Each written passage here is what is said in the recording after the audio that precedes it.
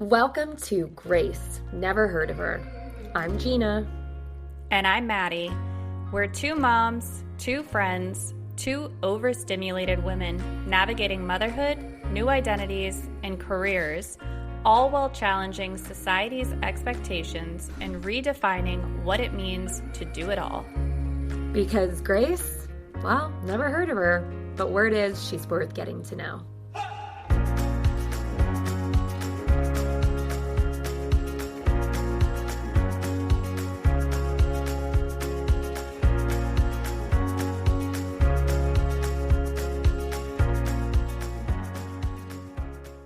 We're so happy you're here. Maddie and I have a lot to catch up on. I feel like a lot has happened in a short amount of time. How was your weekend? Saturday night started coming down with a cold, hence this fun thing going on, and Tyler flew off for a work trip, so... Why does it always happen like that? Right? I thought I was doing really well because everybody's the past few weeks been talking about daycare sickness and how they've been coming down with something, and I was like, oh, I've been feeling really good lately and thought I was invincible. Rookie mistake, Maddie. Come on. You know better. I know. You know better than to put that into the universe. Oh, I shouldn't have. You're right. You're right. Speaking of weekend plan. We got invited to go to I'm calling it a lake house, but it's kind of this lake town. It's called Mears, Michigan, Mears. Okay. I'm actually not really familiar with it. My husband's from Michigan. This was his high school best friend and some other high school friends that he's, kept in touch with over the years. So it was, I think, four or five couples and then a bunch of their kids too. I didn't know these people very well. I met them all at Chris's friend's wedding a couple years ago, but I haven't seen them since then. So I was a little nervous. My social anxiety was kicking in for sure. It's weird because I didn't have any safety concerns. I wasn't like, oh my gosh, are they going to be safe in this house? Is there going to be food for... It was, what's the dynamic going to be like? Are my kids going to be nice to their kids? It was about a 4.5-hour drive, but we have our dog Mosby. So I call my friend who lives in Grand Rapids, Michigan, which is only an hour from where we were headed. And they know Mosby. Mosby knows them because they used to live in Chicago. So it was a little bit of a longer drive because Grand Rapids was about 30 minutes out of the way, which is not bad, but probably tacked on another hour. Yeah. But the kids were so good in the car. I was always so worried about long road trips. I would get so stressed. Do they have enough activities? What if they start screaming? And I was just like, whatever. It is what it is. We took an 8-hour road trip this summer to my in-laws' lake house, which was crazy. So I was just like, 5 hours, we can do it, And I will say it's nice too because stopping in Grand Rapids allows us to get out, stretch our legs, go to the bathroom, maybe get a snack or something, and then get back in the car. But I went into it just it's going to be a shit show. Nothing I can do about it. We're just going to get there. And it wasn't. It was quite lovely. And the funniest part to me, I literally shot myself in the foot when it comes to road trips, because when we took that 8-hour road trip to the lake house this summer, and sorry, so I'm going backwards in timelines. We brought the iPad for Leo to be able to watch TV. We call it the big guns, right? We're bringing out the big guns. So the way home, we put on the tablet for him, and the roads, first hour out of the lake house, was super windy. And Leo's like, Mommy, I don't feel good. My tummy hurts. And he says stuff like that.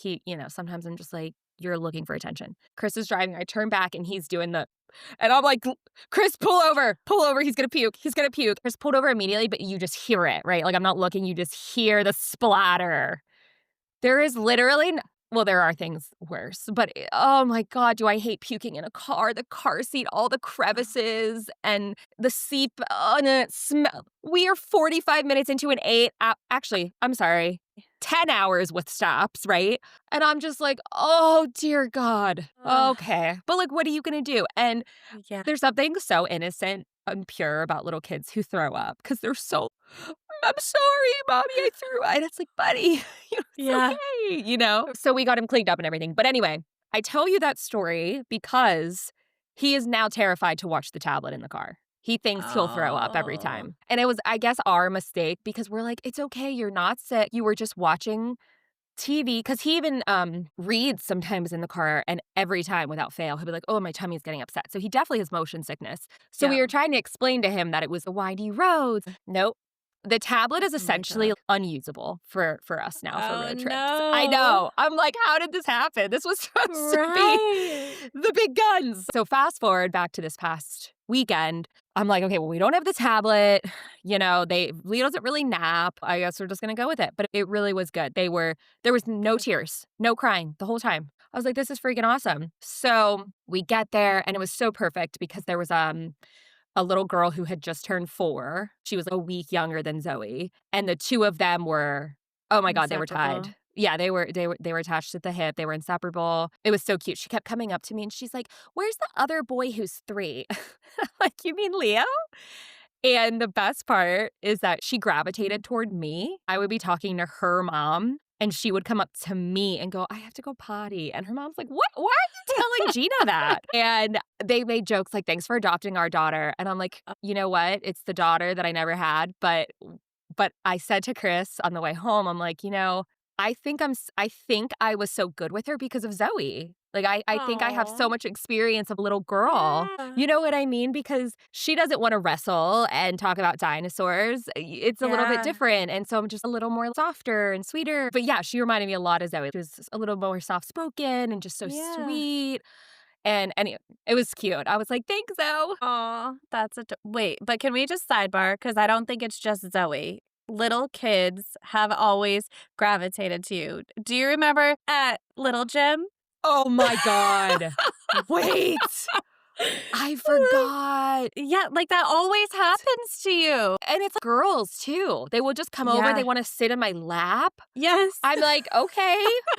I'm telling you, it's like I don't have girls, so all the other little girls are like, "I'm gonna go give her the love and attention she wants." No, that's so Uh, funny, you're right, I actually forgot about that.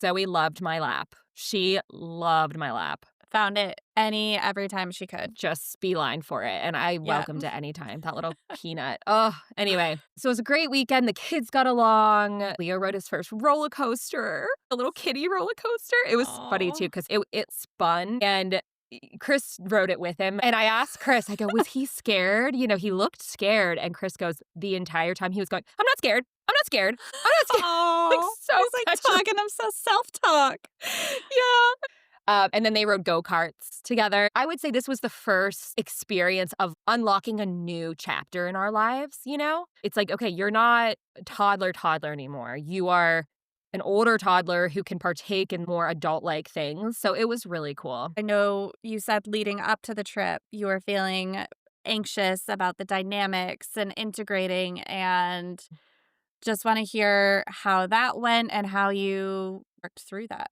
As an anxious person, don't always communicate my anxiety very well, right? I know that I'm anxious, but my brain is operating on worst case scenario mode. Yeah, I'm not looking at it like, "Sure, it'll be great." Stop thinking like that. I don't have that yeah, type of self-awareness. I leaned on Chris a lot, and I'm really happy because I had said to him, I'm like, "Look, I'm really excited about this trip." But I said, I don't know these people. I feel like I'm a little bit of an outsider." I told him that, and he's like, Okay, I'm your teammate. Like, we've got this." And so that helped. And then I will say there was a moment where Chris was like, "Okay, I gotta go pick up some beer." And I was like, "I just feel like you're gonna leave me alone with the kids the whole weekend." And he was like, "Gina, that's really not a nice thing to say. I'm trying to be there for." And he was so calm about it, and I was like, "You're right, I shouldn't have said that. I'm anxious. I'm sorry." So, I would say my social anxiety was definitely bleeding out a little bit, but it helped that so many other people there had their own kids too. So the little girl I was telling you about, she had twin brothers who were a little oh older my than Jonah. I welcomed the chaos. It wasn't like, "Ha ha, you're miserable too," but just like, "Okay, see, like yeah, we're all just trying to figure this out. No one's got it perfect. No one's kids are perfect." And I also think as a more experienced mom, earlier on in my motherhood journey, I don't know if I would have felt so comfortable to do this, but now I like lean in more, right? Like yeah. if one of these little kids is sitting there going, "Mommy, mommy, get me down. I want to get down. I want to get down." And she's across the room, "Here, kid. There you go. Have fun." And how they joked about me adopting their daughter. When I would see her mom struggling with the twins, I would just take her. I'd be like, "Hey, come here. I got you." And she'd be like, "Thank you so much." So there's this unspoken camaraderie. Even if we're not friends, we're connected through motherhood, which I think is really special when you actually think about it. You could be a complete stranger, and if I see you struggling, I will help you with your kid. I see a woman carrying a newborn, she's, like, opening the door. I'm like, "Let me get that for you. I see you." It's like respect. So, I mean, meeting any new person, right? Whether or not it's a weekend away or we're in a new area now, I'm trying to meet people and just knowing we're all probably in search of the same thing. It rings so true what you said about how you would have felt or how you maybe would have managed it differently if you weren't at this stage of where you are in motherhood. I can relate so much to that because people only have so much capacity to give or to kind of manage their own self or their own nuclear family. I think it's really special that you are now in a place where you can be that village and support for someone else that you probably so much needed in those early days and years. You're so right, though. For me, it's more of the confidence. I think prior to being a mom for almost 4 years, it's that feeling of, well, I don't want to overstep or I don't want to do it the wrong way. But now I can say with pretty high confidence that this mom would appreciate that. And these are all things that are just so hard to know until you go through it. And then the way home, also super successful. We stopped at our friends to pick up Mosby. They got us lunch. And then we drove home. So here's the kicker. I'm like, wow, too good to be true, right? How could that have been such a successful weekend? We pull into the driveway and Chris is like, I do not feel good. And I'm like, oh, eye roll. Here we go. I'm so mean when it comes to male illness. I'm just like, you're fine. Yep. Because Yep. how many times as women and moms are we not feeling well, but whatever, there's no option. I can't just be like, hey, I don't feel well. I'll see you tomorrow. I'm going to just go upstairs and relax. Like, right? Yeah. My patience and tolerance for illness from him is probably unfair, to be honest. I'll admit that, but it is what it is. I'm now putting the kids straight to bed. I'm texting Chris from Leo's bed. I'm like, hey, how are you doing? He's like, I can't stop throwing up. And I'm like, fuck. Oh my God. And again, how horrible is that? That I'm not like, oh, my poor husband. I'm like, fuck. Do we have the stomach flu? Am I next? Are my boys? Did we give something to these families that we were all just around? Like, we also No. stopped at our friend's house to pick up our dog that has a 4.5-month-old baby. My mind is spinning and I'm just like, Yeah. oh no. So I obviously at this point now realize Chris is sick. So Yeah. my compassion comes out. And I'm like, I'm so sorry. What can I get for you? And he was like shaking. He was literally on the bathroom floor, his head on a pillow. The fact that he was not watching the Detroit Lions right there. That says everything. It says everything. He was ill. And he was like, I wonder if it was the pot belly. The pot belly is what our friends got for lunch for us when we stopped at their house. I had gotten a turkey sandwich. My girlfriend, got a turkey sandwich, and both boys got more heavy meat sandwiches. So I texted my friend and I was like, Chris is throwing up. And she's like, oh my God, probably had the same thoughts I did. Like, are we all about to get sick? We think it might be from the potbelly. And she's like, you know what? Mark, her husband, she goes, Mark told me right around 4:30, he was like, my stomach is in knots. I feel awful, just not great condition. And I'm like, 4:30 is exactly when we pulled into the driveway. So we obviously could confirm at that point that it was food poisoning.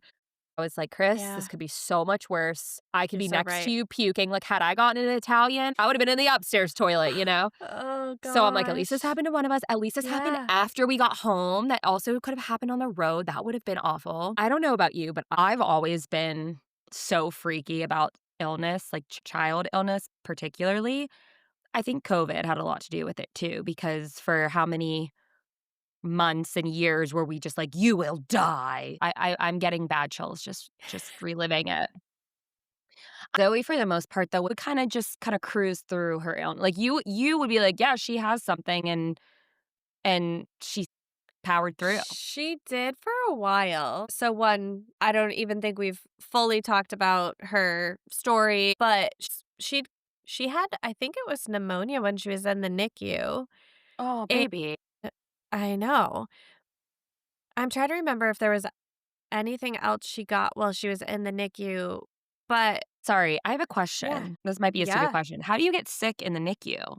Like, isn't everything so sanitized and You just are so sick because you're so premature that you're so susceptible to anything and everything. And there's definitely probably some like cross contamination that goes on with the nurses. They try their best. She got diagnosed with respiratory airway disease. RAD is what they called it, just because her lungs were underdeveloped. So she was followed up with a pulmonologist after she left the NICU, and we Mhm. got prescribed albuterol. And so green, yellow, red kind of like Right. directions go for what your plan is. Essentially, anytime she had a cough, we should start albuterol treatment. Oh, wow. And I feel like that definitely helped alongside her daily flow vent that she has now Mhm. in just helping her lungs maintain illness. I remember I was 30 weeks pregnant. Tyler was on a work trip. Tyler, stop going on work So trips. like, he's not in sales. Like, why are you going on so many work trips? There's a clear denominator here, it's Yeah, Tyler. Tyler, stop leaving. Yeah, I'm 30 weeks pregnant, and I still have Zoe wearing when she was sick, we would put the owlet on her still just so we could, like, monitor. That that thing went off. It went off. Like, her oxygen hit 80, and I was like, like, this Oh is my not god. good. She would always trend lower than most kids' levels. And so, like, we knew one, the owlet, it says if it's cold in the room or whatever, the levels can appear lower than they actually are if you had like a hospital grade one. And so we'd kind of just like look at her and be able to sort of tell. But yeah, this girl was having retractions and all the things. Baby And girl. so I had to bring her to the ER, and And this they, was in the middle of the night, right? If I y- remember, wasn't it at, like, 1 in the morning or yeah, something? something like that. Thank God you had that on. Yeah, I know. Seriously. So they check her oxygen as soon as we get there, and I think it was like 85. And they were like, okay, we need to do some like nebulizers. We did, I think it was 2 rounds, and her oxygen still wasn't getting back up. And so they made us transfer to Dell Children's by ambulance, mind you. With the sirens on? I don't think, no. I'm like, The "That's so sirens, I jarring." think, were on when I got transported. So I got admitted when I was pregnant with Zoe to a regional hospital, and they wouldn't let me drive myself to the hospital I actually ended up delivering Zoe at. I got transported. Yeah. And Tyler wasn't allowed to come with me. So I had to go alone.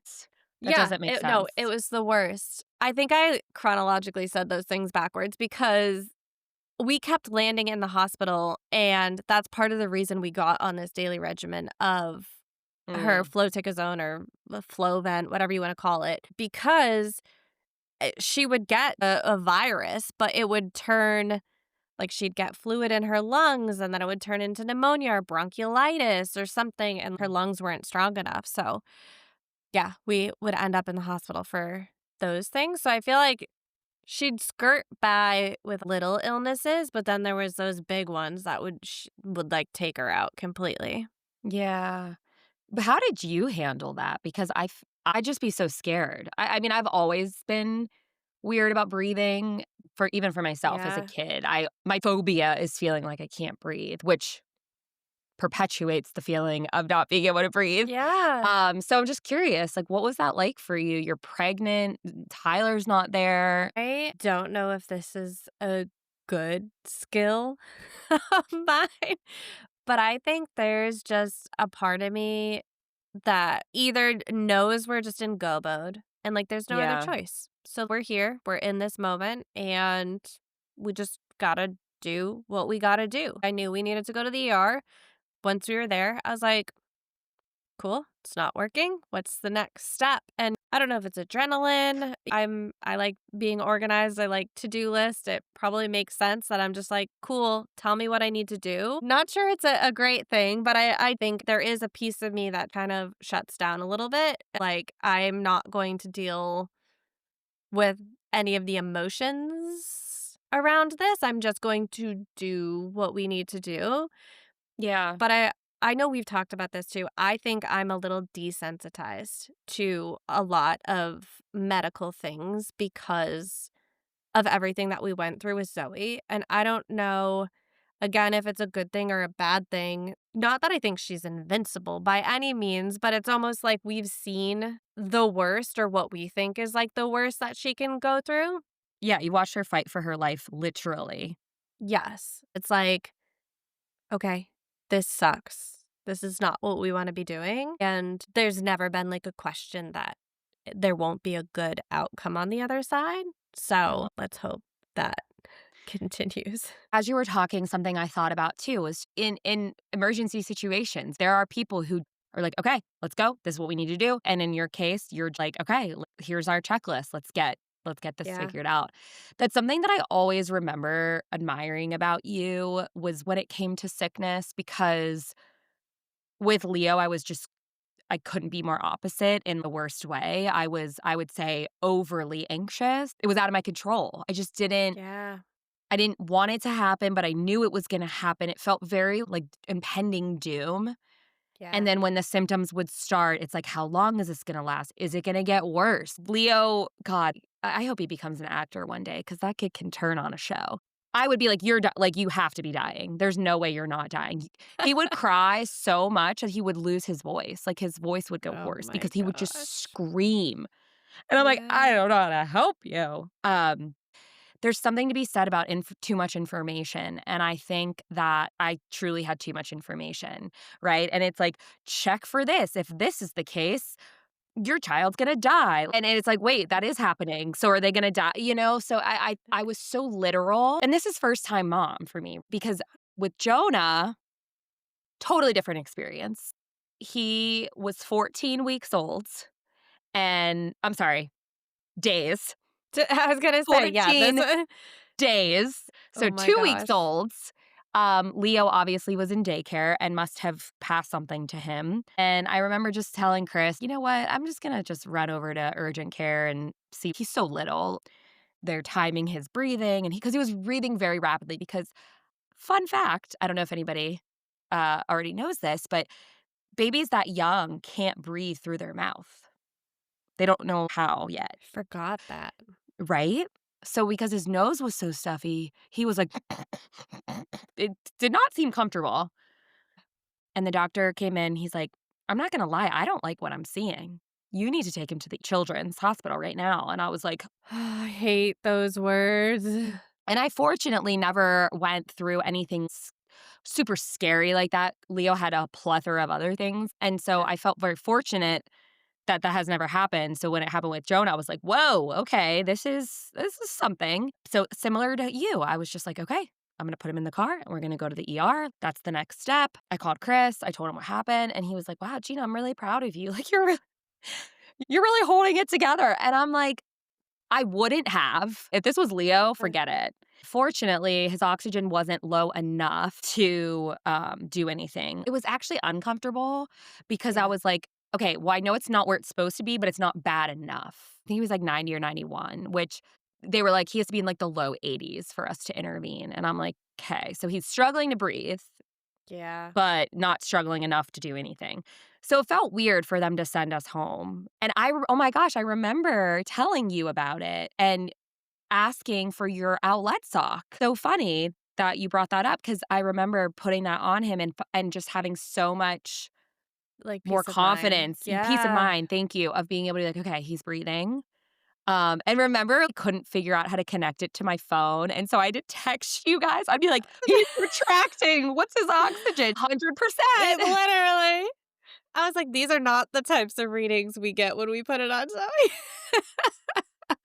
I'm videotaping this child struggling to breathe. It was so Yeah. weird. And you should, one, celebrate the growth that you've had around anxiety, around illness, and just confidence Yeah. in motherhood, like, that Yeah. in itself is huge. And even we started talking about how you would react in an emergency situation, and then you just had an example of an emergency situation where you were calm, cool, and collected, just getting shit done. Maddie, did I find Grace? She here with us? Maybe. Somebody with anxiety, particularly health anxiety. I have to see the positive outcome happen to trust Mhm. my own thoughts. Because when I don't know the ending, that's when my brain runs wild. You hear these stories. The baby had a fever, went to bed, and then didn't wake up in the morning.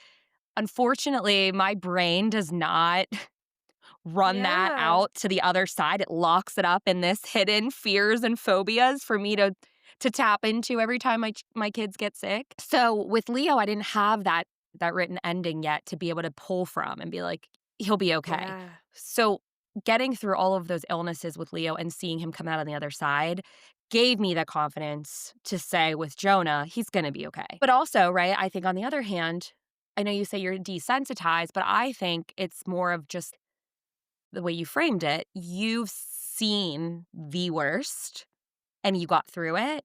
So unless there's a doctor being like, we are in a life and death situation, it's like, okay, well, just another day, another doctor's appointment. Like, we'll get through it. We'll figure it out. You still do the owlet, things like that. We don't do the owlet anymore. She's still on her inhaler twice a Mm. day. We're not followed by a pulmonologist anymore. They're like the Oh, pediatrician can manage okay. that. We talked about it at our appointment because I think there is a little bit of me that's nervous to trial her off because it feels almost like a get out of jail free card of we know what to do when sickness comes around. Like, we're Yeah. gonna either breeze through or we're gonna pull out the albuterol and we're gonna optimize her. Like, I feel like Tyler and I always like we need to optimize the kids. Let's get Tylenol and Motrin flowing. Let's get albuterol in them. Like, Oh, man. let's let's try and skirt past whatever illness this is that feels maybe like a little bit of a crutch right now, but we did Yeah. talk about in the springtime after we get through cold and flu season that we probably should trial her off of the flow. Her lungs are probably strong enough and it's Oh. something they typically grow out of. So, Well, I don't actually know if I told you that we took Leo off of his flow. no, I don't think I knew that. So Zoe and Leo were inhaler buddies. We just followed you around. I was like, "Who's your pulmonologist? We're gonna go see one." For Leo's case, it was less about breathing and it was more they diagnosed him similarly with reactive airway because he Yep. was just wheezing and he had this cough that would not go away. We ended up actually getting a blood test at Dr. Travis's. Oh, yeah, we followed you to your pediatrician. Honestly, Dr. Travis, I miss that man. He was my favorite. I loved him Shout too. out. He was so, yeah. Dr. T, if you're listening to this, we love you. Maybe we can get him as a guest. That's such a great idea.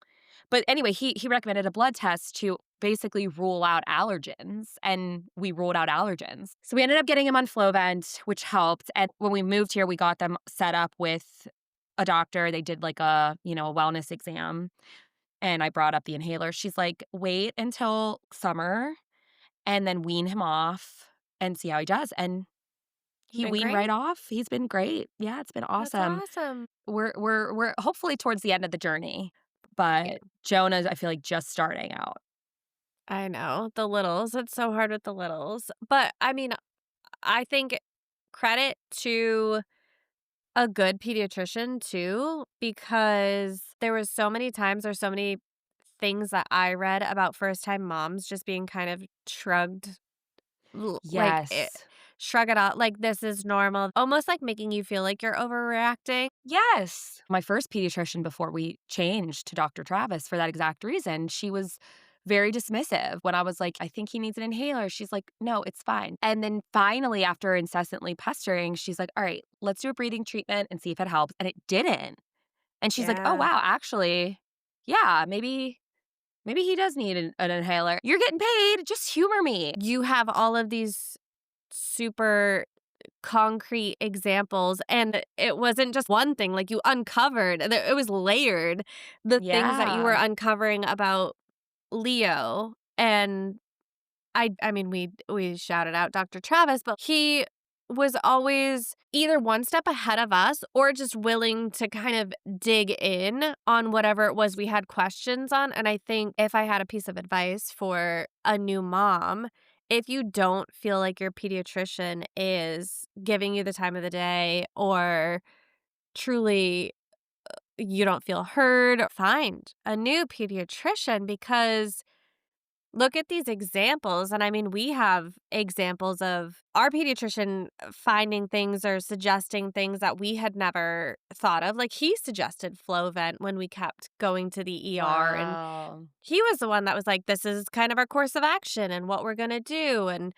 we've had recent things around we think there's, like, UTIs and other things going on that all lead back to constipation, which I would have never thought or known, and it's so important, like they say, you have to advocate, which it's so true, but you also need to find somebody who's willing to advocate with or for you, and we have so many examples of how important and necessary that is, and there's just so many doctors out there that I'm like, "Have we forgotten bedside manner here?" Maddie, you're so right. They forget.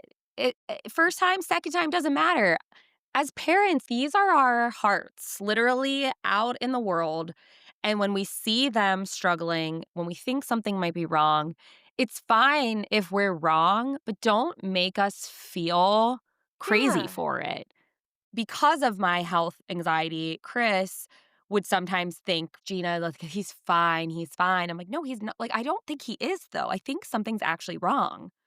And so Yeah. Chris would be like, okay, take him to the doctor. And then he had croup. I've never even heard of croup. I'm so glad I took him to the doctor, and then he got a steroid to help his airway, and with the ear infections, I'm always like, I think he has another ear infection. Even if he wasn't showing super intense symptoms, I swear there's something wrong. Mother's intuition is so special. It is a superpower, truly. You're right. Also, I started laughing again because torticollis, we also Oh my followed you to gosh. your physical therapist. Yes. We had Dr. Travis, we had pulmonologist, Dr. Scallo. and then physical therapist. We were literally just one step behind you. Okay, so I had never heard of torticollis. Same. My biggest thing was, like, I wanted this kid to be head down, prime everything for labor and delivery.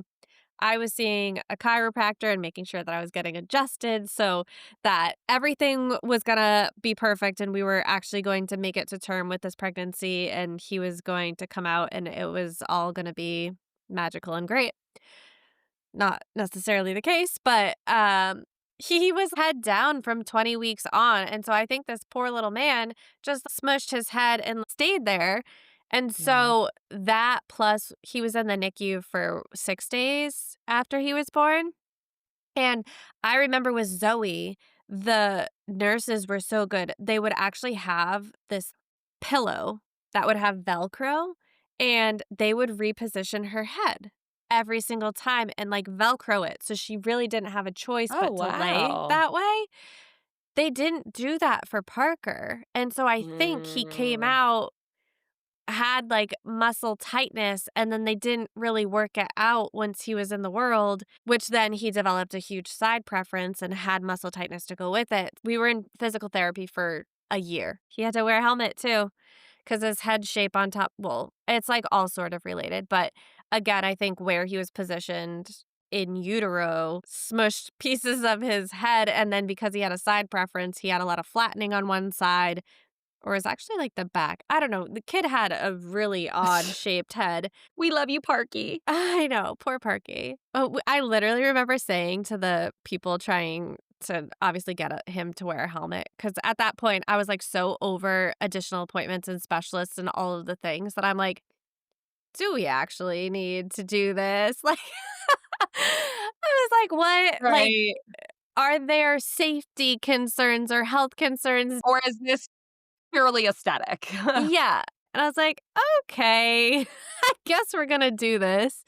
We've been through this all together as those things happen, but sitting here just basically recapping, I mean, there's a lot that we go through, and I think it's just that Yeah, reminder of it's inevitable, it's part of the journey. Nobody gets out of life unscathed. Like, there's no yeah, world in which our kids are gonna just be protected all the time, and they need to get sick. It's part of growing up, and you just take it one step at a time, one appointment at a time, one diagnosis at a time, one medication at a time. But I wish I could go back in yeah. time and reframe my mindset into, "When this happens, it's gonna be okay," kind of reminding myself that we're all going through it. Because when you're at home with a sick kid, it's very isolating.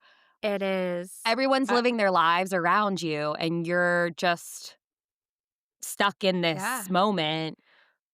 right. And I feel like that's that's what I think got to me. There was, like, 2 things that got to me the most throughout all of the specialists, all of the extra appointments, all of the extra things with Zoe, and even, like, the helmet thing and the torticollis and just, like, the extra things with Parker too. I would just sit there and think, "Why me? Like, why do Yeah, all of these things keep happening to me and to us? This isn't fair." And I think that's something that therapy and just yeah.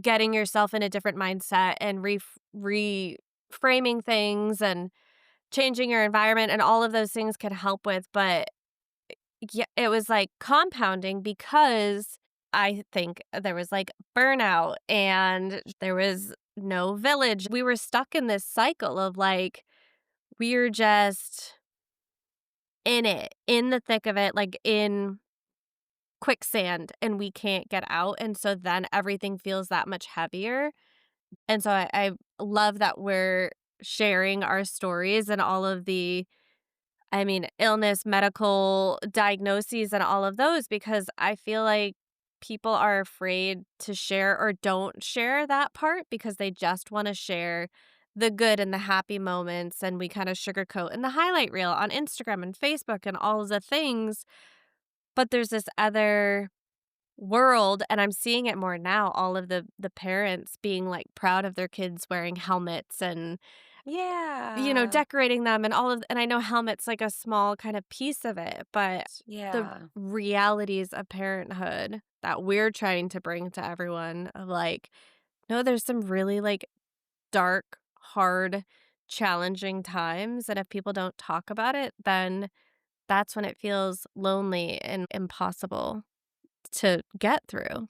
That's a really good point. And I mean, to your defense, not that you're looking for it, you guys really did get slammed. It would be like, we okay, Jonah has torticollis. Yay, so does Parker. Yay, Jonah graduated in 3 months. Cool. We're here a year later with Parker. Like it just always felt like yeah. yours was the extreme. Like, I agree with you. There needs to be more conversation about it. There needs to be more support, resources. Just even the cost of all of these diagnoses and illnesses Yeah. and all of the things, it's like, even if you have a job that offers good benefits, like, there's still a lot of out-of-pocket, in-network costs that come your way, and I don't think that's also something that people talk about, like, for the first 3 years of Zoe's life, we hit, like, our family out-of-pocket max every single year. That's a lot of freaking money that you're forking out. The world does not set us up for success. The country certainly does not set us up for success. And we're all freaking trying our best. And so getting through, even if it's not pretty, getting through to the other side is a win. Yeah. Keeping a job, keeping our kids safe and healthy, keeping our friendships, all the things that we're constantly working on, we're doing it. We're showing up and we're getting through it. And it's like, We are. we need to give ourselves a little bit of grace because it's not for the faint of heart. And maybe we do need to take a day just for ourselves or Yeah. do something that fills our cup more often than not so that when we do hit these bumps in the road or illness or whatever it may be, it's just a little bit more manageable or you have capacity to just manage it a little bit better. From your lips to God's ears. Are you finding joy at all this week? So we are on a TV detox with Leo, and I love TV. I love TV. If I could put the TV on all day in a perfect world for my children to just sit and watch while I get things done, I'd be so happy. So this is zero shame to TV. I do let my kids watch TV. He has become a monster.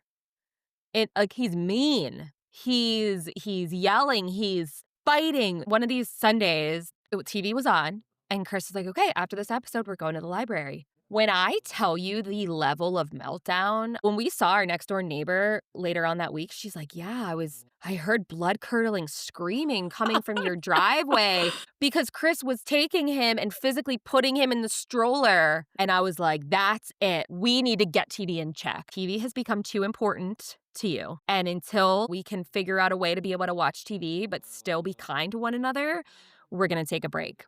And I hate to admit how much nicer things have been without it. So we haven't watched TV in a week and a half, a week, 2 weeks. And it's been lovely. Like, he forgets about it. Awesome. How did you find joy for yourself this week? I guess I've done two things. One feels just habitual at this point, but I have consistently stuck to my morning workouts, and I have like a little on-off routine right now where I'm still obsessed with Orange Theory. So, well, obsessed is a strong word. I'm not like... You're not Leo and TV obsessed. Yeah. On a scale of Leo watching TV, where are you? I've been doing that. And then on the mornings, I don't go to Orange Theory. My mom and I meet at the beach and we walk the beach together. That is so sweet. Yeah, that's been really nice. And then I'm trying to be more creative. My joy, obviously, one piece of that creativity kind of puzzle is our podcast and collaborating on bringing this to life. But then I'm also trying to challenge myself to write more for my blogging that I said I would do more of. I'm just trying to kind of get pen to paper and just have an outlet. And here's to hoping we're all feeling better, but also knowing we've got a long winter ahead. 'Tis the season. 'Tis the season. Let's try to laugh our way through it as much as we can. See you next week. Can't wait to catch up. Bye, everyone. And that concludes your free therapy session, brought to you by two people with lots of opinions and zero certifications. Don't forget to bill your insurance, emotionally or otherwise. And be sure to follow us on Instagram at GraceWhoPod. That's Grace, WHO Pod. Tune in next time for another deep dive into something we'll probably overthink and under-resolve. And while our search for grace continues, let's at least try to find a little joy in between.